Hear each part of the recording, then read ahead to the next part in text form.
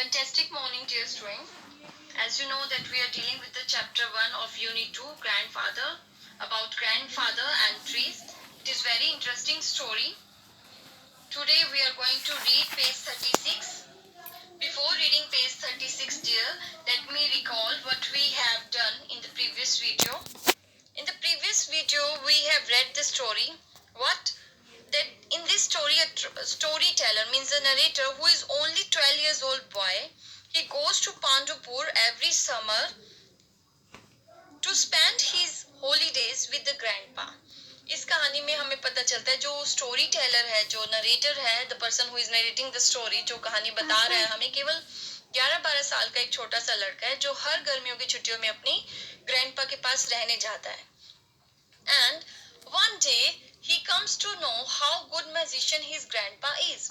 एक दिन उसको पता चलता है कि कितने अच्छे जादूगर हैं उसके नानू तो.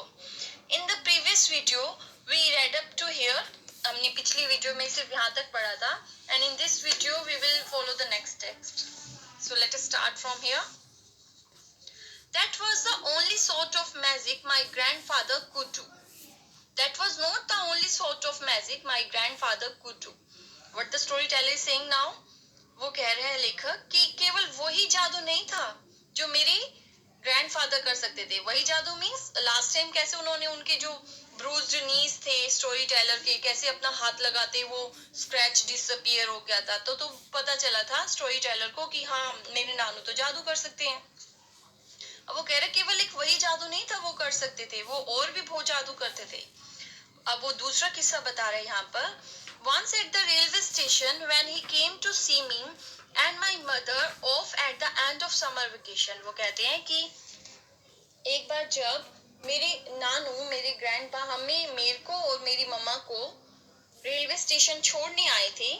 There was a lady with a small baby waiting to board the same train to Madras, now Chennai. तो वहां पर एक और लेडी थी जिन्होंने हमारे साथ ही उस मद्रास वाली ट्रेन में बैठा था और उनके पास एक छोटा सा बेटा था. हर बेबी वाज फ्रेटिंग. हमने नोटिस किया कि उनका जो बेटा था वो खुश नहीं था. Fretting means unhappy and crying, और वो चिल्लाता ही जा रहा था, रोता जा रहा था. She tried cuddling. Cuddling means होता है बेटा हगिंग. वो बार बार उसको गले लगा रही थी. Petting, feeding him and singing to him. उसको पैट कर रही थी, थपथपा रही थी, उसको दूध पिला रही थी, उसके लिए गाना गा रही थी. But he only cried harder. लेकिन वो और जोर से रोता जा रहा था, चिल्लाता जा रहा था. He was unstoppable. वो रुक ही नहीं रहा था. Soon everybody on the platform was looking around to see what the commotion was about. जल्दी उसने सबका ध्यान अपनी तरफ केंद्रित कर लिया. सब तो लोग देखने लगे कि इस बच्चे को हो क्यों क्या गया है. Commotion means here noisy confusion, कि इतना शोर गुल, इतना हल्ला ये क्यों मचा रहा है. Azza let go of my hand. अच्छा ने मेरा हाथ छुड़ाया and casually strolled across to the newspaper stand. और धीरे से strolled means होता है walked in a very relaxed way, बड़े ही ध्यान से धीरे धीरे चलना. वो न्यूज़पेपर स्टैंड के पास गए. Close to where the mother and the baby were. वहां पर उस जगह जहां पर माँ और बच्चा खड़ा था. He picked up a copy of a newspaper. उसने अखबार, मेरे अज्जा ने एक अखबार खरीदी and paid for it, और उसके पैसे दिए. As he turned away, जैसे ही वो पीछे मुड़े, he looked directly at the screaming baby over the mother's shoulder, right into his teary brown eyes. उन्होंने सीधा ध्यान से देखा रोते हुए बच्चे की आंखों में, जिसने अपनी माँ के कंधे के ऊपर सिर रखा हुआ था. उसके teary eyes थी, यानी आंसुओं से भरी हुई brown eyes. The baby paused halfway through a yell. जैसे ही अज्जा ने उसकी आंखों में देखा, बेबी चिल्लाते चिल्लाते आधे ही चिल्लाहट में रुक गया. I saw Azza whisper the words umfa fosi. मैंने नोटिस किया था कि मेरे जो अज्जा है ग्रैंडपा, उन्होंने वो दो शब्द फुसफुसाए थे, umfa fosi, smile and wink at it, और फिर हंसे और उसकी तरफ पलक झपकाए. The baby gave a small gurgle of surprise. बच्चे ने भी कलकल ध्वनि दी हंसते हुए. His tiny face split into a toothless grin. उसका जो नन्हा सा दांत रहित चेहरा था ना, वो मुस्कान में बिखर गया. Ajja rejoined us and I looked at him. दादाजी फिर मेरे पास आए, उन्होंने हमें ज्वाइन किया और फिर मैंने दादाजी की तरफ देखा. सॉरी, अच्छा मीन्स नाना जी फिर हमारे पास आए और मैंने नाना जी की तरफ देखा. ग्रीनिंग डिलाइटली, वो हंस रहे थे, मंद मंद मुस्कुरा रहे थे. ही अवॉइडेड माई आईज, वो मेरी आंखों से बचते हुए open his newspaper and started to read, उन्होंने अपना न्यूज पेपर अखबार खोला और पढ़ने लग गए. But I notice the side of his mouth Twitch for a moment, लेकिन मैंने तो बड़े ध्यान से देखा था कि जब वो नन्हे बच्चे के पास से गए थे तो उनका मुंह एक क्षण के लिए ट्विच किया था, यानी मुड़ा था, यानी उन्होंने खोला था और कुछ बोला था. ही हैड डन इट, चाहे किसी ने नोट किया हो चाहे ना किया हो कि मेरे नानू की वजह से वो बच्चा चुप हुआ है, लेकिन आई नो, मुझे पता है, ही हैड डन इट, उन्होंने ही यह किया है. My magician grandpa had made the baby stop crying, मेरे ही ग्रैंडपा ने उस नन्हे बच्चे को चुप करवाया है. उसके बाद he is telling the next antidote, वो उसके बाद अपना अगला किस्सा बताते हैं. The next summer I returned to Pontypool for my vacation as usual. हमेशा की तरह अगली गर्मियों की छुट्टियों में मैं पांडुपुर आया नानू के पास.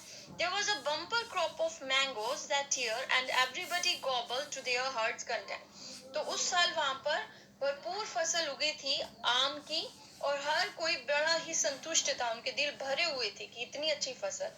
One day I happened to find a raspberry mango that was perfect. एक दिन क्या हुआ, नानू के घर में जब था तो मुझे एक हर प्रकार के आम होते हैं बेटा अलग अलग, तो वो कह रहे कि मुझे रासपुरी मैंगो मिला था. Neither too sweet not too sour, amber coloured and juicy, कि ना तो वो बहुत खट्टा था ना ही वो बहुत मीठा था, और खट्टा मीठा उसका स्वाद था लेकिन वो बहुत ज्यादा खट्टा बहुत मीठा नहीं था. और एम्बर कलर मीन्स होता है हेयर येलोइश ऑरेंज कलर था उसका, और बहुत ही जूसी और बहुत ही रस से भरा हुआ. आई gnawed on the seed until it was quite bad. gnawed means होता है here chewed. मैंने उस पूरे आम को तो खा लिया, उसके अलावा जो आम की गुटक होती है, जो गिटकी होती है बेटा, उसको भी, आम का जो बीज था उसको भी चबाता रहा क्योंकि वो इतना टेस्टी था. quite until it was quite bad, और तब तक चबाता रहा जब तक वो बिल्कुल गंजा नहीं हो गया, यानी हर एक रुआ जो था बाद में जिसपे आम लगा हुआ था मैंने वो भी खा लिया. Why don't you plant it? suggested अच्छा. तो मेरे अच्छा ने कहा, ग्रैंडपा ने, तुम इसको उगा क्यों नहीं देते? Can I? asked wide-eyed. फिर मैंने बड़ी बड़ी आंखें करते हुए पूछा, क्या मैं उगा सकता हूँ? Yes, of course. There is a free patch in the garden. Just dig up the earth, put in it and cover it up. तो नानू ने कहा, हाँ हाँ क्यों नहीं, हमारे पीछे जो गार्डन है उसमें काफी जगह बची हुई है, बस वहां जाओ, धरती को थोड़ा सा खोदना है आपने, उसमें गिटर को डालना है और फिर दोबारा से उसके ऊपर मिट्टी डाल दो. If we water it every day, we will probably have a mango tree in no time. अगर हम प्रतिदिन पानी डालेंगे इस बीज के अंदर तो जल्दी ही हमारे पास आम होंगे, खुद का अपना आम का वृक्ष होगा. You should ask my grandmother, her mouth full of mango. You should ask my grandmother. Ask means होता है in a very request way. और जोर लेके मेरी नानी ने कहा जो पास खड़ी थी कि तुम्हें उगाने चाहिए. Her mouth was full of mango. उनके खुद के मुंह में पूरा आम भरा हुआ था. Your Ajja will look after it for you when you are away at school. वो कहते हैं नानी मेरी कि तुम्हारे नानू इसका ध्यान रखेंगे जब तुम स्कूल चले, खुद का अपना आम का वृक्ष होगा. You should ask my grandmother, her mouth full of mango. You should ask my grandmother. Ask means होता है in a very request way. और जोर लेके मेरी नानी ने कहा जो पास खड़ी थी कि तुम्हें उगाने चाहिए. Her mouth was full of mango. उनके खुद के मुंह में पूरा आम भरा हुआ था. Your Ajja will look after it for you when you are away at school. वो कहते हैं नानी मेरी कि तुम्हारे नानू इसका ध्यान रखेंगे जब तुम स्कूल चले जाओगे और वो इसमें पानी देंगे प्रतिदिन. I don't know how he does it. अब नानी को तो पता नहीं है कि जो मेरे नानू है वो म्यूजिशियन है, तो नानी कहती हैं I don't know how he does it, मुझे नहीं पता वो कैसे करते हैं, but most things he plants start to bear fruit in a year. कि पता नहीं, बड़ा अचंभित होती हूँ मैं तो खुद भी, जो भी नानू पौधा आपके नानू उगाते हैं वो तो एक साल में ही वृक्ष बन जाता है और फल देने लग जाता है. It is some kind of fertiliser he uses I think. अब क्योंकि नानी she is not aware with his magic, उनको नहीं पता कि वो जादू करते हैं, तो वो कहते हैं कि आई डोंट थिंक सो कि आई थिंक ये कोई अच्छा ही फर्टिलाइजर, कोई खाद अच्छा ऐसा डालते हैं जो 1 साल में ही वो पेड़ बन जाता है और फल देने लग जाता है. So today we will read till then here.